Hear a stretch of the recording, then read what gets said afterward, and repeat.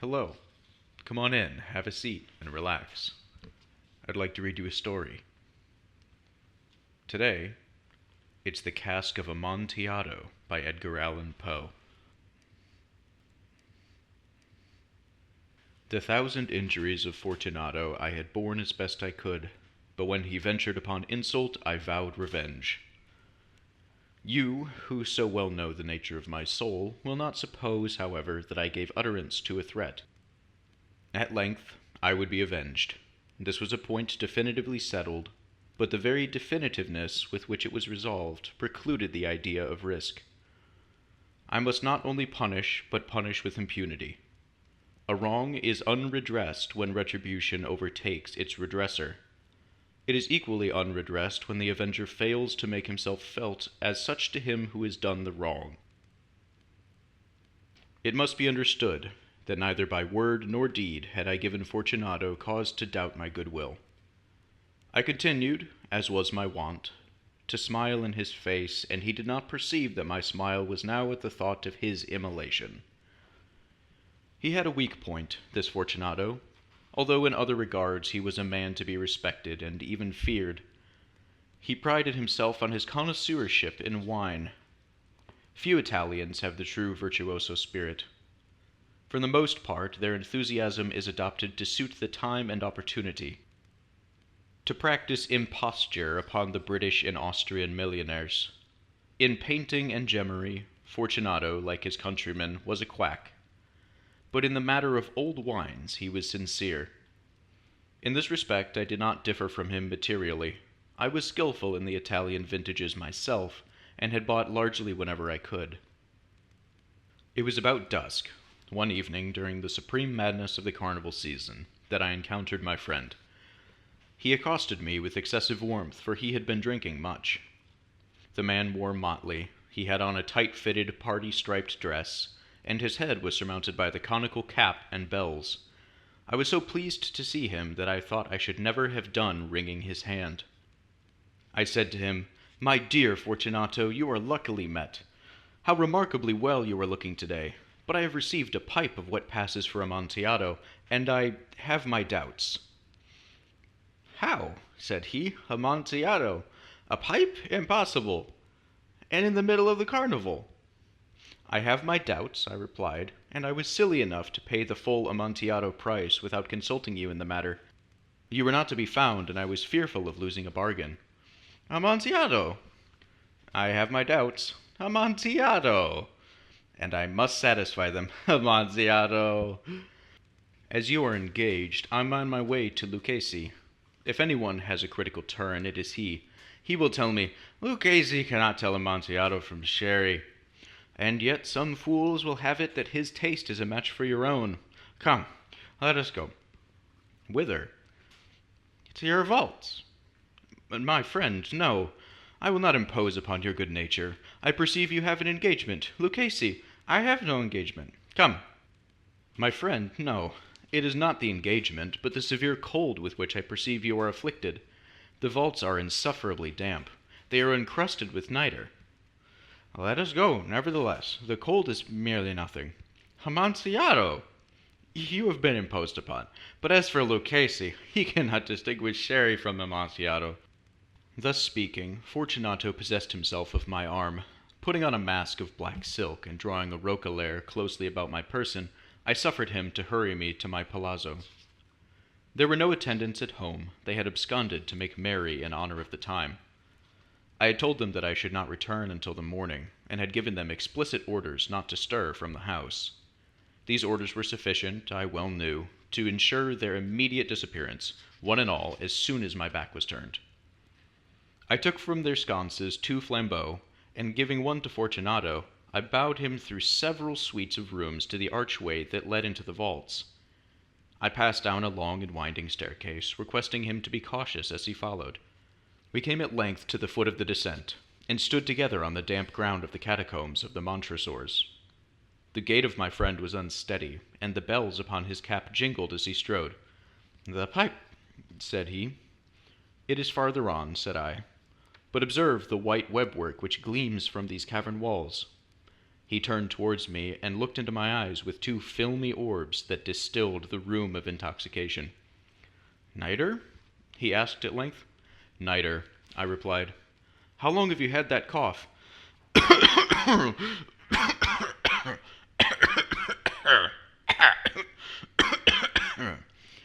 My poor friend found it impossible to reply for many minutes. "It is nothing," he said at last. "Come," I said with decision, "we will go back. Your health is precious. You are rich, respected, admired, beloved. You are happy, as once I was. You are a man to be missed. For me, it is no matter. We will go back. You will be ill, and I cannot be responsible. Besides, there is Lucchese." "Enough," he said. "The cough is a mere nothing. It will not kill me. I shall not die of a cough." "True, true," I replied. "And indeed I had no intention of alarming you unnecessarily, but you should use all proper caution. A draught of this Medoc will defend us from the damps." Here I knocked off the neck of a bottle, which I drew from a long row of its fellows that lay upon the mold. "Drink," I said, presenting him with the wine. He raised it to his lips with a leer. He paused and nodded to me familiarly while his bells jingled. "I drink," he said, "to the buried that repose around us." "And I to your long life." He again took my arm, and we proceeded. "These vaults," he said, "are extensive." "The Montresors," I replied, "were a great and numerous family." "I forget your arms." "A huge human foot d'or, and a field azure. The foot crushes a serpent rampant, whose fangs are embedded in the heel." "And the motto?"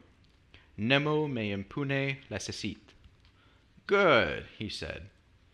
The wine sparkled in his eyes, and the bells jingled. My own fancy grew warm with the Medoc. We had passed through walls of piled bones, with casks and puncheons intermingling, into the inmost recesses of the catacombs. I paused again, and this time I made bold to seize Fortunato by an arm above the elbow. "The nitre," I said. "See, it increases. It hangs like moss upon the vaults. We are below the river's bed. The drops of moisture trickle among the bones. Come, we will go back ere it is too late. Your cough." "It is nothing," he said, "but let us go on. But first, another draught of the Medoc." I broke, and reached him a flagon of de Grave. He emptied it at a breath. His eyes flashed with a fierce light. He laughed and threw the bottle upwards with a gesticulation I did not understand. I looked at him in surprise. He repeated the movement, a grotesque one. "You do not comprehend?"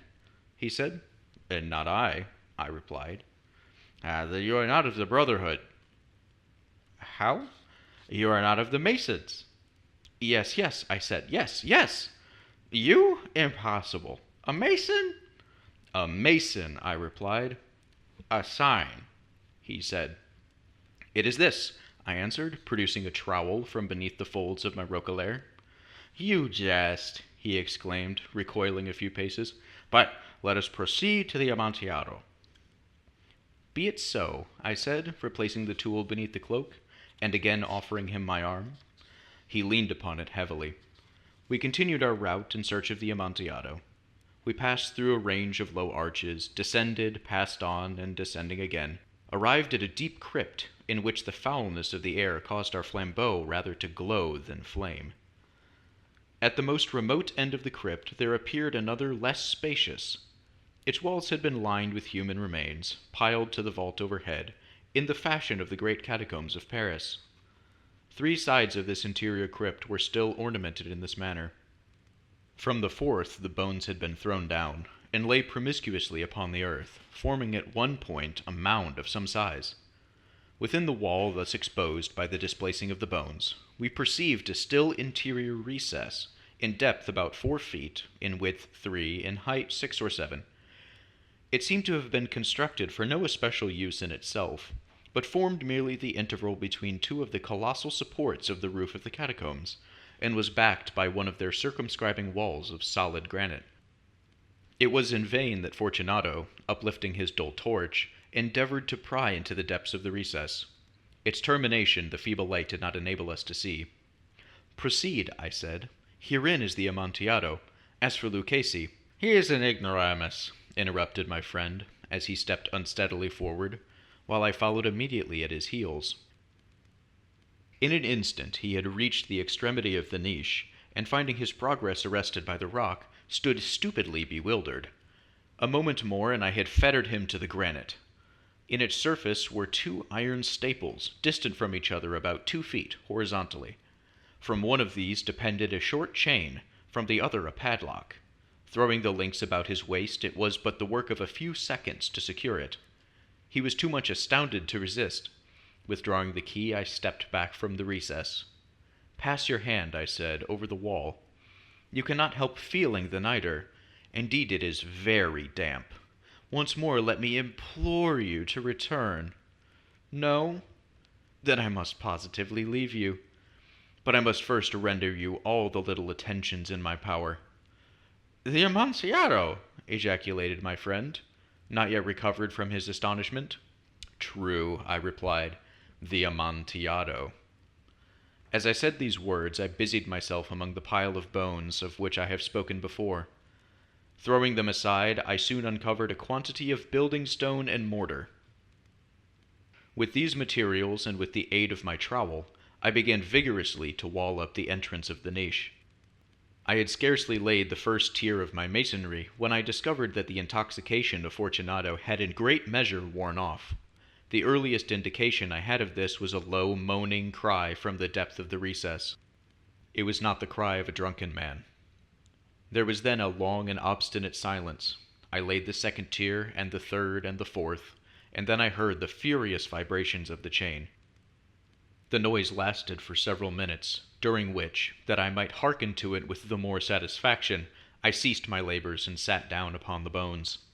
When at last the clanking subsided, I resumed the trowel and finished without interruption the 5th, the 6th, and the 7th tier. The wall was now nearly upon a level with my breast. I again paused, and holding the flambeau over the mason-work, threw a few feeble rays upon the figure within. A succession of loud and shrill screams, bursting suddenly from the throat of the chained form, seemed to thrust me violently back. For a brief moment I hesitated. I trembled. Unsheathing my rapier, I began to grope with it about the recess, but the thought of an instant reassured me. I placed my hand upon the solid fabric of the catacombs and felt satisfied. I reapproached the wall. I replied to the yells of him who clamored. I re-echoed, I aided, I surpassed them in volume and in strength. I did this, and the clamorer grew still. It was now midnight, and my task was drawing to a close. I had completed the 8th, the 9th, and the 10th tier. I had finished a portion of the last, and the 11th. There remained but a single stone to be fitted and plastered in. I struggled with its weight. I placed it partially in its destined position. But now there came from out the niche a low laugh that erected the hairs upon my head. It was succeeded by a sad voice, which I had difficulty in recognizing as that of the noble Fortunato. The voice said, "Ha, ha, ha, ha, a very good joke indeed, an excellent jest. We will have many a rich laugh about it at the palazzo. Over our wine. The Amontillado," I said. "Yes, the Amontillado. But is it not getting late? Will they not be awaiting us at the palazzo? The Lady Fortunato and the rest? Let us be gone." "Yes," I said, "let us be gone." "For the love of God, Montresor!" "Yes," I said, "for the love of God." But to these words I hearkened in vain for a reply. I grew impatient. I called aloud, "Fortunato!" No answer. I called again, "Fortunato!" No answer still. I thrust a torch through the remaining aperture and let it fall within. There came forth in return only a jingling of the bells. My heart grew sick on account of the dampness of the catacombs. I hastened to make an end of my labor. I forced the last stone into its position. I plastered it up. Against the new masonry, I re-erected the old rampart of bones. For the half of a century, no mortal has disturbed them. In pace requiescat.